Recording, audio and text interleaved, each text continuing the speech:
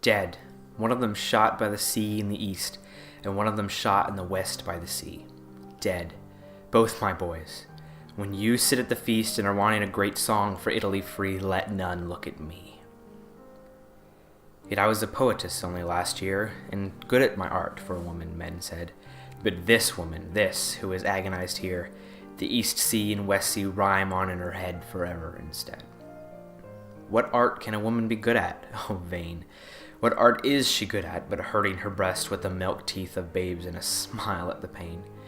Oh, boys, how you hurt. You were strong as you pressed, and I proud by that test. What art's for a woman?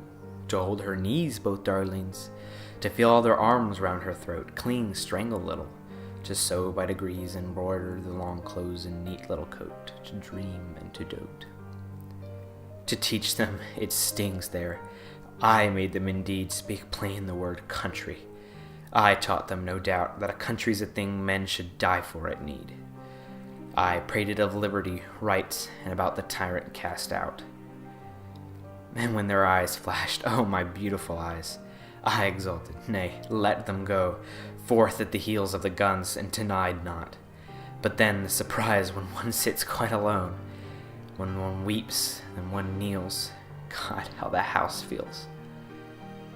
At first happy news came, and gay letters moiled with my kisses, of camp life and glory, and how they both loved me, and soon coming home to be spoiled in return would fan off every fly from my brow with their green laurel bough. Then was triumph at Turnin, and Kona was free, and someone came out of the cheers in the street with a face pale of stone to say something to me. My Guido was dead, and I fell down at his feet while they cheered in the street. I bore it. Some friends soothed me. My grief looked sublime at the ransom of Italy. One boy remained to be linked on and walked with, recalling the time when the first grew immortal, while both of us strained to the height he had gained. And letters still came, shorter, sadder, more strong, writ now but in one hand. I was not to faint. One loved me for two, would be with me ere long, and viva l'Italia, he died for, our saint, who forbids our complaint. My nanny would add he was safe, and aware of a present that turned off the balls, was impressed it was Guido himself, who knew what I could bear, and how 'twas impossible, quite dispossessed, to live on for the rest. On which, without pause, up the telegraph line swept smoothly the next news from Greta.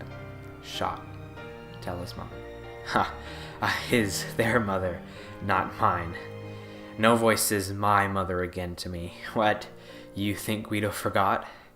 Our souls straight so happy that, dizzy with heaven, they drop earth's affections, conceive not of woe?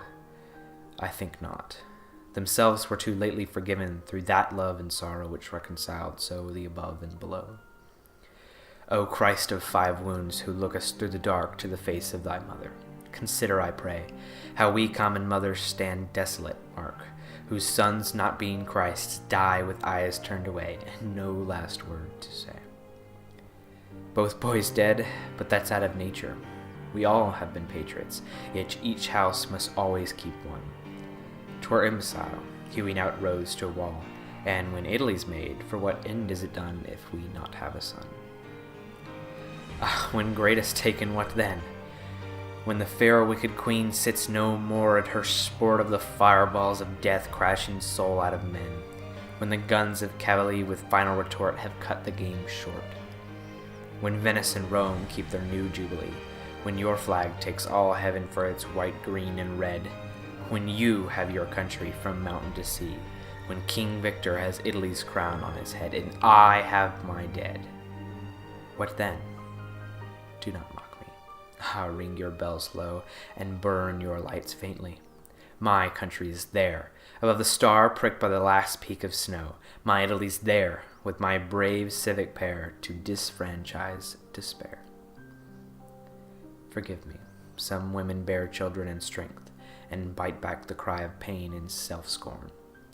But the birth pangs of nations will wring us at length into wail such as this, and we sit forlorn when the man-child is born. Dead, one of them shot by the sea in the east, and one of them shot in the west by the sea. Both my boys.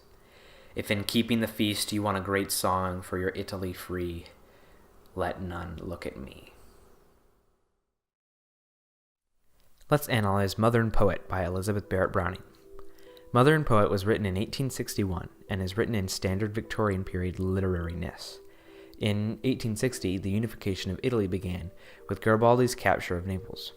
Elizabeth was living in Italy at the time and usually writes about current conflicts. A couple of examples might be her poem Lord Walter's Wife, which dealt with sexual differences in social code, and The Runaway Slave at Pilgrim's Point, which offered her opinion on slavery in the United States.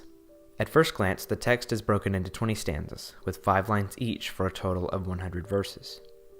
An initial read-through tells us that the speaker is a woman suffering through the death of her 2 sons and the political conflict and war that caused it.